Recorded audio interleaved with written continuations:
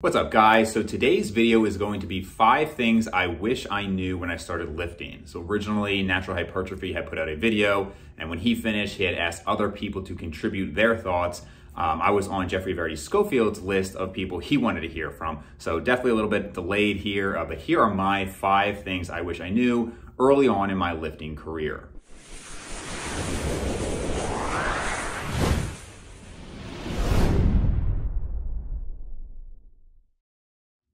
So the first is just a very basic understanding of what calories and macronutrients are. Now in 2022, pretty much everybody listening to this video probably knows this, but you also maybe be shocked to see how much of the general population does not understand this. When I was first dieting, I was 10 to 12 years old, so I just had my own random method. I remember asking my dad what keto was. Even back then, we're talking 20 years ago, it was talked about, and I remember saying something along the lines of, does pork have carbs in it? I literally had no idea what it was, but of course, what 10-year-old really would know that unless you were maybe diabetic or something. So I just had no grasp of it, and so I used to go by size of food. I can literally remember being about 12 years old, and a certain size of food on my plate was how I gauged it. Now, in reality, if you're eating consistently, most people eat the same foods week to week, that's not the worst thing, right? You're cutting down portion sizes. But I just didn't understand or have a grasp of it. So I remember thinking literally an entire box of Raisinets would have counted the same for me as a big bowl of broccoli, for example. And because I was just being rigid, I actually did lose weight, but I just had no grasp of these things. And when you understand what calories are, you can really be a lot more flexible in what you eat rather than having to be so strict with a particular diet. So just a fundamental grasp of what these things are and understanding that hitting a calorie and protein target is the most important for most people. Because again, going back to general population, you would probably be shocked to see how many people just don't get it. I've had people who I have, like friends in my lives who I've had so many conversations with about nutrition, and they will still say things to me like, well, I always lose weight on this diet. And I say, well, yeah, because you're eating less calories. And they say, no, it's just, anytime I have bread, for example, it makes me so much fatter, and they just don't grasp it. So that is point number 1, is an understanding of what calories are and how important they are to your goals. Number 2 would be progressive overload. I think back to when I was in about 8th grade, that's really when I actually started lifting, maybe about 14 years old, 13 maybe, and I had some 10 and 20 pound dumbbells in my house. And I just followed a book that my dad had given me, and it just said, do this many reps, this many sets. So I just picked up, 10 pounds, and I would do 3 by 15, not even understanding that there had to be progression. And that is, again, something I think would maybe not surprise too many of you, but with the general population, so many people do not understand that over time, you need to progress. There are a lot of frustrating conversations I've had where somebody tells me about how this workout was so great. And I say, well, what do you mean it was great? Well, it really burned. It really felt like a good workout. And it's like, okay, I don't want to dismiss enjoying the workout. That's of course important over time. You want to make sure you're enjoying this endeavor, but that to me is not a good workout. If I go into a workout and I'm tired and maybe I even don't want to be there, but I get 1 more rep on this exercise and 5 more pounds on that exercise, that is a great workout. Now, obviously good and great, these are subjective terms, but the point is that you want to make sure each week you're progressing. If you're early, or even each workout, if you're really early, or if you're intermediate, maybe it's monthly, over time you want to be progressing, getting stronger in reasonable rep ranges. And that's just something I just didn't understand, and most people don't. Most people just think, oh, you're just going to go in and do a workout. They don't understand that there should be a progression to it, and that is really important. So if you are somebody who wants to gain muscle over time, which is almost everybody, then you should make sure that you are getting stronger at the key lifts in the right rep ranges. So sure, you can definitely make progress by improving your 1 rep max, and sure, you can get really good at super high reps, but I would say for most people in that 5 to 20 rep range, being very broad there, you want to get stronger, and you usually want to do so over multiple sets. But overall, if somebody, the classic example, if you're doing 135 for 10 on bench press, and you eventually get to the point of doing 225 for 10, you are going to have a much bigger chest, you're going to have a lot of other muscles, and over time, this is what we need to do. So these are the first 2, and these were really early on in my training career. If you just have these 2 things down, literally, I think you could probably make most progress. Just those 2 things, understanding calories and how important they are and having a surplus over time,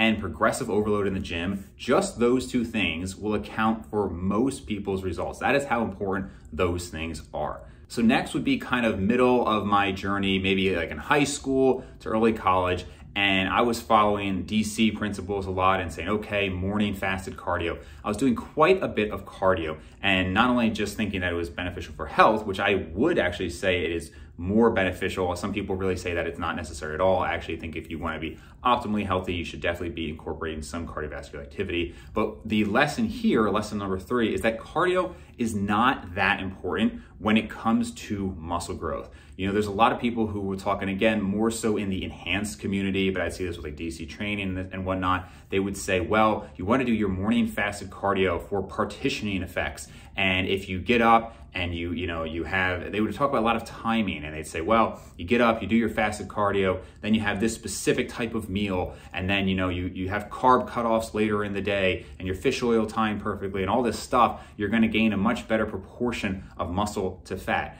And I remember thinking after a while, I was like, this doesn't make sense. Like, even the whole idea of carb cutoffs and whatnot, all you're doing is changing the surplus level. So the only thing that really matters, some of these people, again, a lot of these DC guys, they'd say, well, I'm making so much leaner gains. And it's like, well, if you're talking about how you have carb cutoffs now, so you're gaining at a slower rate. So then, yeah, sure, the proportion of muscle to fat is better, but that's just because you slowed the rate down. That doesn't mean that you've done anything magic by having fewer carbs in the evening or something like that. And the same thing goes for cardio. Having cardio, I think, is good for your health, and I think you should have a base level of cardiovascular conditioning. But I don't think you need to be doing 5 days of cardio per week. I know many, many, many people who do no cardio in the off season, and if anything, when I stopped doing cardio when I got to college because I was busier, I made better gains. Now, I'm not saying you shouldn't do cardio or that cardio is killing your gains and things like that, but I do think you need to appropriately implement the cardio to not have it too close to your workout if you're doing higher intensity, if you want optimal performance in your workout. And I think that it shouldn't be something that you obsess about. And again, some of these principles, they sound so obvious now, but back when I was getting into this, 2005 to 2010, that was not obvious. We had a lot of cardio timing. People didn't know about progression and whatnot. And like I said, the importance of just calories and everything. So some of these are gonna seem basic to you guys, but that is something that, I took a lot of time doing a lot of cardio I did not like, and it made it much less enjoyable for me. So I wish I would have been told early on, if you want to do some cardio, it's great. It's good for your health, but it's really not going to change your outcomes that much in terms of gaining muscle over time. Principle number 4, also kind of middle of the journey, I would say, was to learn to have a social life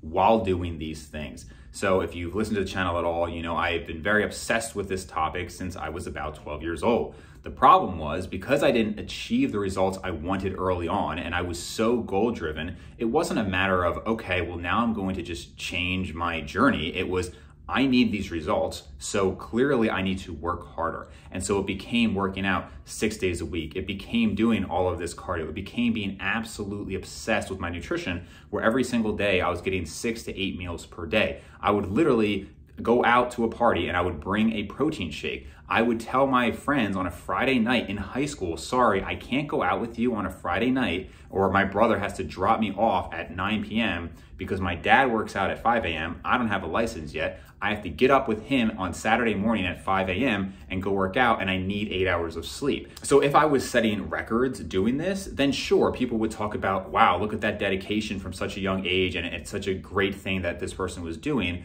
But it's kind of like the situation where you look at Ronnie Coleman and it's like, wow, he set, 8-time Mr. Olympia. His body is completely broken. He's a shell of his former self, but maybe for him it was worth it. But if you're some guy who's not even going to go to nationals, is it worth it for you to destroy your body for this when, it's not going to pay the bills, it's not going to do anything? Probably not. And if you are 99% of the population, it probably doesn't make sense to be that obsessive. And the reality is, once I backed off on some of that stuff, I didn't see any worsening of results. This is something Brian Borstein and I have talked about. He had great results up to and through college, and he was drinking regularly and much less strict and things like that. this is what most people do. I knew plenty of people in college who had amazing physiques who were still partying and doing these other things. So I would definitely say make sure it's something that you can incorporate into your life. This is why I was a big fan of intermittent fasting, not because it had some magical benefits, but because it really allowed me to have more of a social life and just be more normal. I could do 3 meals a day over an 8-hour window. I could finish by 5 p.m. And if I went out, it didn't interfere. And so thankfully I learned that lesson in high school. And in college, I was much more social and it was a lot better. But in high school specifically, I really lost a lot of opportunities because of that. So if you're not a super social person, I'm not saying you have to force yourself to be that, but I would say that if you are holding yourself back, I would probably ease up on that a little bit, especially if you are young and you're in a new environment, you're making friendships and whatnot. This is to enhance your life, and it's really not worth it to close out relationships and whatnot, unless, again, maybe if you're in peak week for a show or something like that, of course, that's a different scenario. But for most people, I would say make sure you can incorporate this into your life. And that ties in with my 5th and final point. So a lot of these you're gonna see are gonna come full circle here. And it's a lot of what I talk about on the channel, which is based on the lifestyle of this stuff. And that is to say that a lot of these things don't matter. And that was a lesson more learned towards later on in my career, maybe when I was 25, 26, 27, when I say career, just my lifting journey, right? So obviously, hopefully it's a lifelong journey, but given that I've been doing this for 18 years, it really was around year, I would say 13, 14 or so, that I saw that some of these things didn't make that much of a difference. And it was kind of learned over time. It was the cardio early on. It was the mealtime and intermittent fasting like I was talking about. And then later, if you guys have been in this for a while, you remember the earlier days when training splits were talked about a lot, right? So is it gonna be a push-pull legs? Is it gonna be back buys and then shoulders, arms, and then legs? How are we gonna divide it up? And now we're kind of seeing that a lot of that doesn't matter that much, right? As long as you get a certain amount of volume in per week, not that there's no relevance to the distribution there, but it's not gonna be that important. And so most of it comes down to those earlier things I talked about, right? Progressive overload, consistency, and I would even say progressive overload with your nutrition, meaning if you are trying to gain, you are going to have to add over time. If you're trying to lose fat, you're going to have to drop the calories over time. So you need to provide a stimulus for change. But all this stuff on specific meal timing and specific diets and specific splits and all that stuff, not only does it not matter, but it can really burn people out. I actually literally right before recording this had somebody message me and say, hey, I'm 1 year into lifting, I'm super into this, but I'm worried that I'm gonna be fatigued later on, or I'm not gonna be as interested later on and I'm gonna lose it. And I think that burnout happens a lot when people become so obsessed to the point that it's not incorporated into their lives. Something people say is that America doesn't have a weight loss problem, they have a weight maintenance problem, meaning that a lot of people can lose weight, but most people gain it back, right? They can't maintain the lifestyle. So all of these things only matter if you can be consistent with them. This is one of the things I like a lot about Geoffrey Verity Schofield. His approach is, look, science is great, it's important. I certainly have a scientific background. I love to read the studies and everything. But the reality is, as much as I like, let's say like the mass research review, probably 80% of the conclusions are, this doesn't really change that much, or we need more research, or the results were basically not statistically significant, so it doesn't change what we're doing, right? There's very little that we actually see as far as new papers and whatnot that change it. If you're consistent, if you're working hard, that's really gonna be most of it, and find a way that you can implement it for you. A lot of these little things, it's fun to talk about, but it doesn't make a huge difference. So maybe a little bit different. I didn't watch everybody else's videos. I'm sure some people maybe had specific things in terms of exercise selection, or maybe in certain types of nutrition and whatnot. This is more of broad categories, 5 big lessons that I think are really helpful for most people, that would help a lot of people to stay in the game for a much longer period of time. So that is it for me. I had contemplated maybe one-upping Geoffrey and doing 200 things since he did 100 things, but I don't have time for that. So these are my 5 things. So hope you guys enjoy. If you'd like to see anything more like this, let me know. Subscribe to the channel, and I will see you guys next time.